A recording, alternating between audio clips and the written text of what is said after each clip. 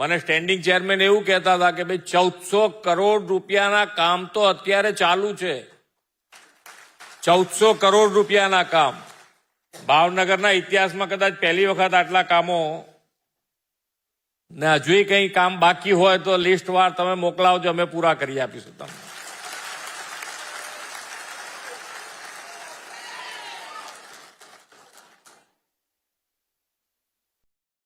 પણ જે કામ થાય એનું ક્વોલિટી જળવાવી જોઈએ.